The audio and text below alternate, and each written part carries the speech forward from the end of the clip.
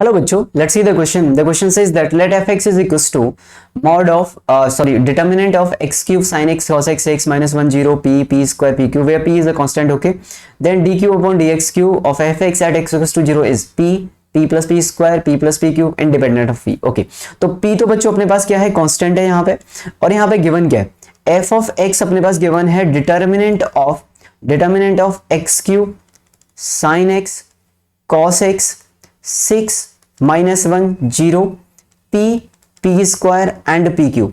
अब देखो, अगर आपको इसका डिफरेंशिएशन करना है तो डिफरेंशिएशन ऑफ डिटर्मिनेंट कैसे करते हैं, दो तरीके हैं. या तो मैं पहले इस डिटर्मिनेंट को सॉल्व कर लूं, ध्यान से सुनिएगा, या तो मैं पहले इस डिटर्मिनेंट को सॉल्व कर लेता हूं, सॉल्व करने के बाद कुछ ना कुछ वैल्यू आएगी, ठीक है, जिसमें x cube sin x cos x आएगा, उसके बाद फिर मैं उसे डिफरेंशिएट करना स्टार्ट करूं बारी बारी से, f dash x f double dash x f triple dash x. Okay, या फिर इसके अंदर क्या है, सिर्फ रो 1 के अंदर वेरिएबल है, बाकी r2 और r3 तो कांस्टेंट है.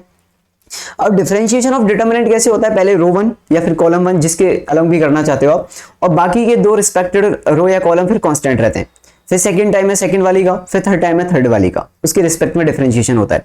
अब यहाँ पे क्या है, इसका जब डिफरेंशिएशन होगा तो सिर्फ रो 1 के रिगार्डिंग होगा, because r2 and r3 are the constant, तो उनका तो जीरो हो जाएगा.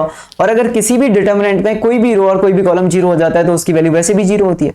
क्लियर? तो इसका मतलब मैंने इसे डिफरेंशिएट किया, डिफरेंशिएट अलॉन्ग विद, डिफरेंशिएट किसके अलॉन्ग करेंगे, differentiate along with r1, along with r1, रो 1 के अलॉन्ग इसको डिफरेंशिएट कर दिया बच्चों.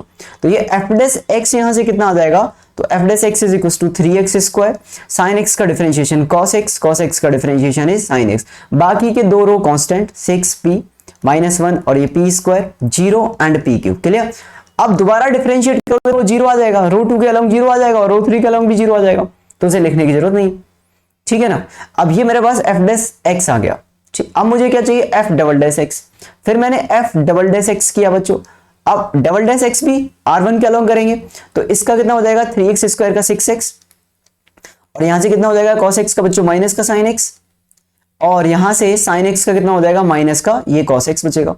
यहां पे कितना बचेगा 6 और ये p, ये -1 और आई थिंक ये p square 0 and p cube, 0 and p cube, और बाकी सब क्या रहेगा आपका, जीरो हो जाएगा. Clear? Now f triple dash x फिर से डिफरेंशिएट करेंगे तो 6 माइनस का cos x, और बच्चों cos x का कितना आ जाएगा, minus minus plus sin x. Clear? ये हो गया 6, और यहां पे आ जाएगा p, यहां पे -1 that is p square 0 and p cube बच्चों. क्लियर?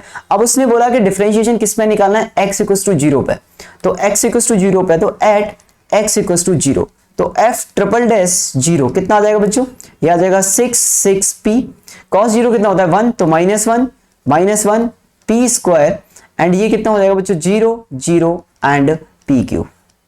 क्लियर भाई? ये आ गया.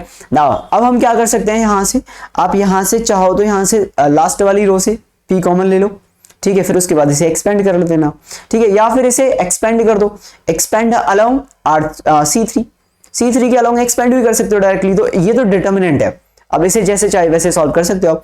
तो इससे मैंने कर दिया एक्सपेंड अलॉन्ग C3, कॉलम 3 के अलॉन्ग, इस कॉलम के अलॉन्ग बच्चों इसको मैंने एक्सपेंड कर दिया.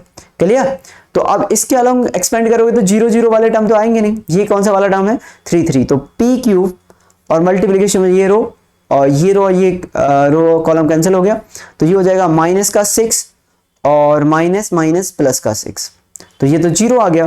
तो अगर इसका डिफरेंशिएशन हमने किया तो ये तो 0 आ रहा है, 0 मतलब इंडिपेंडेंट ऑफ p, ये क्या हो गया आपका, इंडिपेंडेंट ऑफ p हो गया ये. ठीक है, इंडिपेंडेंट ऑफ p. तो now let's see the option 4 match कर रहा है बच्चों, तो option 4 will be the right answer. Okay, I hope आपको समझ में आया होगा. Good luck.